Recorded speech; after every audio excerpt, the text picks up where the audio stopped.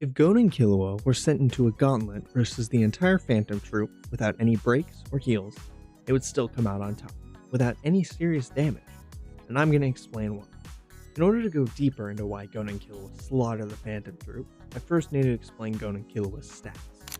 Killua, during the Chimera Ant arc, was able to one-shot Ramon, the officer Chimera Ant who should be on the stronger side, because not only was he the first ant to learn Nen, but pre-Nen, we see him beat up both Gon and Killua, who go on to be other officers solo, meaning that Ramon is above average, bare minimum.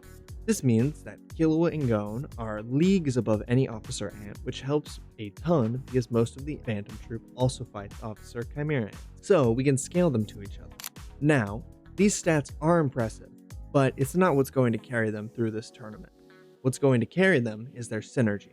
Not only have they been training and fighting together as long as they've been Nen users, but they also have perfect abilities for each other, which we see when they fight Ramon. Killua uses his shock ability to stun Ramon, which gives Gon plenty of time to charge up and use rock and destroy Ramon. But there's a limit to this combo ability. Gon can only use his rock up to 5 times, as we saw in the fight with Knuckles. So Gon and Killua will have to be careful with when they use it. So, now that we have the baseline for stats when it comes to Gon and Killua, it's time to compare them to the Phantom Troupe. Let's just start out by saying that any low tier members, aka Shalnark, Portopi, Pakunoda, Shizuku, Machi, and Kaluto, honestly aren't even going to slow them down. They won't need to use the shock and rock combo like I mentioned earlier, and would likely kill them without much issue. Next up is the mid tier members of the troupe, being Benolanov, Binks, Nobunaga, and Franklin. They honestly don't do much better than the low tiers of the troupe. They struggled with the officer ants, and even if you want to say that Gon and Killua are relative to the ants that they fought, it's still a 2v1, so the mid tiers all die with mid difficulty at worst, without Gon and Killua needing to use rock and shock. Finally, we get into the actual threats. At this point in the gauntlet, the fight has been fairly easy, so Gon and Killua are fairly close to full health and not tired. However, they are going to have to focus for this.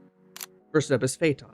The fact that Phaeton is able to fight against the strongest squadron leader, here's a video on why she's the strongest, while Rusty, puts him somewhat relative to Gon and Killua, who are in a similar tier to him.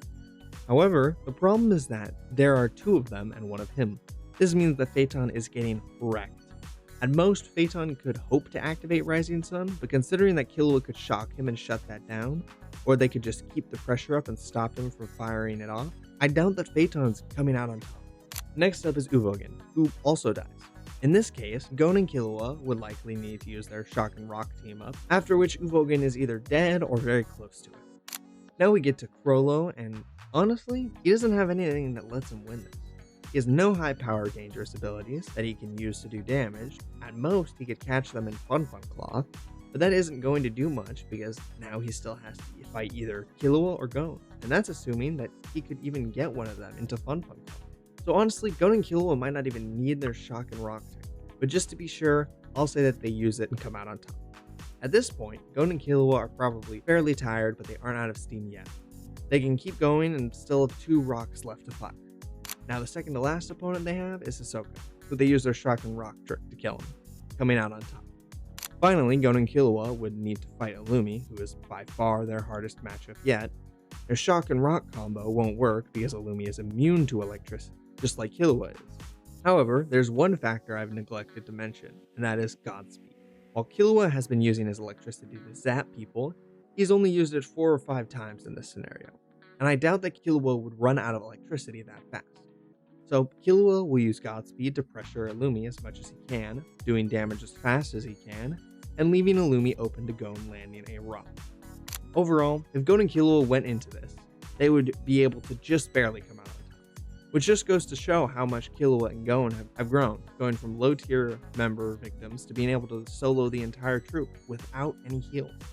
Anyways, if you enjoyed the video, please be sure to leave a like and subscribe, and if you disagree with me, please comment down below. But with that out of the way, I hope you have a wonderful day.